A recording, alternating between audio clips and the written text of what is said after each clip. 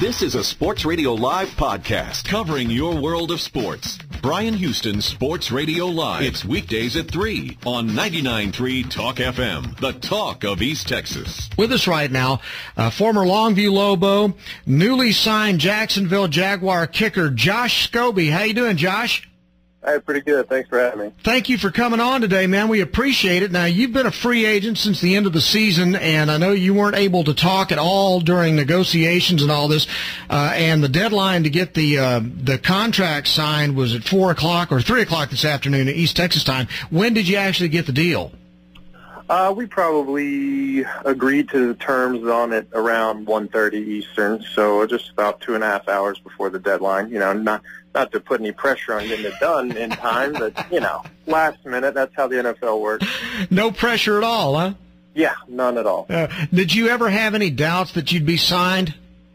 You know, there were points where, you know, the optimistic person in me had some doubts, but, you know, I put my faith in my agent and the people at the Jaguars and you know, that they would get something done, and fortunately they did, and you know, that's just how it is sometimes in the NFL. They wait till the last minute to do things and to see which person cracks first. Josh Scobee signing a new deal. I understand, if the reports are right, is what, a 4-year deal? Is that right? Yes, that's right. Boy, now that's got to feel good. Yeah. That's the going deal now for kickers. Typically, you know, for my age, is 4 years. You'd like to have a long-term deal, but you don't want to be locked down for a long time and let the market pass you by. So how old are you now, Josh? 30? I am 30, yes. 30. Boy, you're ancient, dude. You're just. I know. I feel like it. I mean, your butt muscles just must be killing you at this point, right? Yeah, I don't know what that means, but yeah. Sure. Well, I mean, you got to use the hip and everything to swing the leg. You know? Oh, that's what that meant. That's not. I didn't mean anything. The thing about it is, I mean, most guys, I mean, you are arguably, if not the best kicker in the NFL, the list isn't real long. And if you were in any other position, you wouldn't have probably had to sweat this at all. Is that correct? Yeah, I mean, yeah, that's unfortunately the case. I mean, with kickers, you know, we're not by any means the highest paid players on the team, but for some reason teams like to drag out negotiations like this, and that's just how it is. And, you know, it taught me to be patient, and, you know, fortunately it got done. Did you at any point in this process start to think, okay, I'm going to have to get my mind set that I may be moving somewhere else, I may be playing for somebody else? No, I mean, with my situation, when I got the franchise tag put on me earlier this spring, I mean, unless you're a premier player, you know, like a quarterback or possibly a defensive end or cornerback, the money the draft picks that have to be given up to get a franchise player from another team are too high. I think it's maybe a first and a third round pick. So I knew I wasn't going to another team, and I knew that, you know, the worst case scenario, I'd be playing this season under the franchise tag. So, and I always knew I was going to be staying here this season. I just didn't know how long it was going to be after that. What's it been like playing in a place where it seems like the franchise is kind of always in a bit of a bind in terms of, you know, attendance, and you don't know if you're going to get moved or, you know, if there's a possibility of something like that happening. What's that been like for you? You know, there's times when, you know, that's not fun to listen to, just because, you know, you have respect and pride for the team, the organization you're with. So, you know, I've been here, this will be my 9th year now, and unfortunately we're in a small market in terms of NFL teams go, and we have to compete with SEC schools and ACC, and you know, it's tough. The Jaguars are also a fairly new organization, only been around since '95, and you know, so the fan base isn't very large. And you know, the only thing that solves attendance issues is winning games. And you know, unfortunately, the past few years we haven't had winning seasons, and that'll hurt attendance, and that'll make people start to question things and wonder if the team's going to stay in place. But I think we're heading in the right direction now, and hopefully we can start trending the right direction. Where do you make your off-season home now? We have our home in Jacksonville here, and I mean we visit East Texas and Louisiana, where my wife is from, and in the off season. But our only home is here. Okay, and what kind of town is that to live in? I mean, it's a beautiful area down there. Oh yeah, it's not that different from East Texas as far as the people go. I mean, this is more of a South Georgia kind of city. It's basically a town that loves the outdoors, and it's not the touristy town that you would think of, like whenever you hear of anything Florida. It's not really a beach city. That we do have the beach here, but people don't come here strictly for the beach. I mean, it's a great city to raise a family, and that's why a lot of professional athletes make Jacksonville their home after they're done playing. Because it's a great place to live. Now, during this process, when all this is going on, you have all this uncertainty. I mean, you got to deal with a lot of things mentally and emotionally, but what was that like for your wife? There's times whenever she felt differently than I did, and she was a little more emotional about things, and she had her opinions, and I have to take those into consideration because we're a family, and we now have an 11-month-old boy, and whenever he starts going to school, she would like to know where we're going to be, but I try to tell her that's just unfortunately not the way life is in the NFL. You don't know where you're going to be from year to year, but for me, I've been very fortunate to stay with the same team my entire career, and it's something that I hope I can be here for a long time, and hopefully we can retire here and start winning games and possibly get a Super Bowl ring one day. Do you see yourself as kind of a Morton Anderson type? Do you see yourself kicking on into your 40s, or how long are you going to try to do this? Oh, wow. I have no idea. When people always say, yeah, kickers can play 20 years, well, there's only a handful of kickers that have ever done that. And, that's something that's tough. You have to be good, and you have to be good for a long time and stay healthy. And that's the goal every year, is to get better and stay healthy. So I'll take it year by year, and as long as a team wants me, I will play. And if that happens to be older than 40, that's great. That means another 10 years. So that would be a long time for me. I know a lot of explain to me what a kicker does in the off season to stay in shape, and the kind of workouts and things that you do compared to a lineman or a wide receiver or somebody. Well, it's not that different, really. I mean, there's drills that they have to do that are position specific, and same with me. I mean, I have certain parts of my body that I need stronger than others because of the wear and tear on them. So butt muscles. Butt muscles, exactly, the gluteus maximus. So, it's actually the muscles basically from your abs to your quads that you need to keep those as strong as possible, because those are the ones that get the most wear and tear. So, whenever I do weightlifting and strength training, I focus on those and obviously work out the rest of my body. But the off season, I lift 5 times a week and kick a couple times a week, and I play a lot of golf, so I do that as my exercise.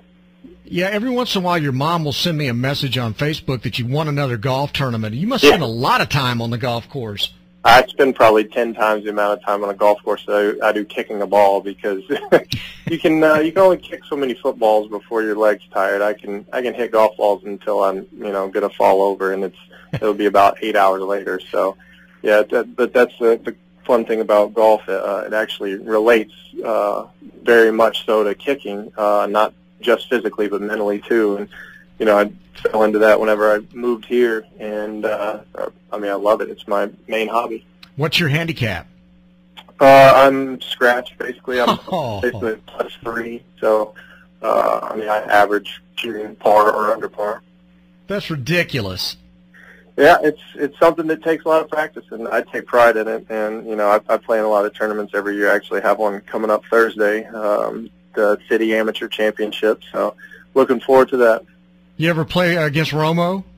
I played in tournaments against him. I played in 2 celebrity tournaments. One I beat him in, and one he beat me in. So he's generally considered to be one of the best NFL golfers, and I would say that he and I are probably about the same. Wow. So are you going to try to qualify for the U.S. Open at some point? Yeah, I've done that the past 3 years. This year I didn't play so well. Last year I almost made it through to the sectionals. So that's something that, if my schedule permits, I'll try it every year. Wow, that's awesome. Now, this past season, you had one of your best seasons, 23 out of 25 field goals, and didn't miss an extra point. How do you do that? I mean, because there's so many guys, and we've seen so many teams that struggle to find good kickers, and yet you've consistently been one of the top clutch kickers in the league ever since you got there. Yeah, well, it's a process of, being with the same team. You get comfortable, and you want to get better each year. And I've had years that I wasn't as accurate as I wanted to be, and throughout my career I've been one of the guys, or one of the top guys in the league as far as distance per attempt goes. So typically whenever your distance is longer for your average attempt, your percentages isn't going to be as high. So I get a lot of long attempts, and I don't mind that because I like long field goals. When you make them, I mean, it looks better to make a 50-yarder than a 22-yarder. So that's just the way it's been for me, and I'll take what I can get. I have no control over the distance of any field goal that I'm going to be attempting, but I just take each one in stride and try to make them all. And it's something that I try to improve on every year. So I've been seeing a kicking coach in the past 3 off seasons, and give him a lot of credit because he's helped me out quite a bit. Now, I don't mean to be nosy, and I know you don't know me from Adam, but I asked Matt Flynn this when he signed his free agent contract in Seattle, and he got $10 million guaranteed. And I'm looking at the reports here, and they're talking about $4.75 million signing, a $3.75 million signing bonus, $1 million guaranteed money. And I was asking you about how your wife was then. How was she after today? Well, I mean, it's not like I've been making minimum wage for 8 years. I mean, I've been doing okay, so. That's the great thing about football is, the compensation is really good, and if you can play a long time, you can save your money and live a great life in terms of finances. And it's allowed us to do a lot of things and help out a lot of people and donate to a lot of charities. And fortunately, I married someone that is very good with money because I'm not very good with money. There you go. And you have to have that balance. If it was two people like me, if I married someone that was as bad at money as I am, then we'd probably be broke. But fortunately, I married someone who's pretty smart, and so we like to help out our family, we like to help out friends and charities in our church, and we're very blessed to be able to do what we do for as long as I have been doing it, and hopefully that'll continue. Well, it's awesome, and it's great news, and we're really happy for you and want to congratulate you on a great deal, and really excited that you get these 4 years because that just extends it. Are you thinking you're going to be a Jacksonville Jaguar for life? Hey, that would be great. I mean, I would love to go down here as the best kicker that ever played for the Jaguars, and I think I only need 10 or so points to be the all-time scoring leader, so that that's something that I can break and then set that record for someone to try and beat later on. But yeah, I'd like to stay here a long time and hopefully retire here. That'd be a goal, but that's a long time from now. Now, when's the next time you get to come back to East Texas? It won't be until the off season. We just got back here yesterday. We've been actually we were in Kilgore last week. And we've been in Louisiana where my wife is, and we normally stay with her family whenever we're there. So we probably won't get back that direction until hopefully after the playoffs, or possibly the Super Bowl. You got to be optimistic. Absolutely. I mean, shoot high. Now, where's your training camp going to be held? We're lucky enough to be able to stay here in Jacksonville. We don't have to travel off. I've always thought that was goofy. People that go somewhere else. That mentality is kind of strange to me. But then again, I'm just accustomed to doing this. So we get to stay here. Oh, that's outstanding. And so, do you get to go home and sleep in your own bed every night, or are you? Oh no, I wish we stay at the hotel downtown. Okay. But luckily I'll be able to see my wife and son she'll bring them down there to practices whenever they're open to the public. Awesome. Good deal. Well, Josh, we can't tell you how much we appreciate you letting us talk to you right after the big news here, and we congratulate you again, and tell your mom thanks for giving us notice on this, too. And we hope to talk to you again down the line very shortly, okay? No, I appreciate it. Thanks for having me. Thank you very much. Josh Scobee. This is a Sports Radio Live podcast covering your world of sports. Bryan Houston Sports Radio Live. It's weekdays at 3 on 99.3 Talk FM, the talk of East Texas.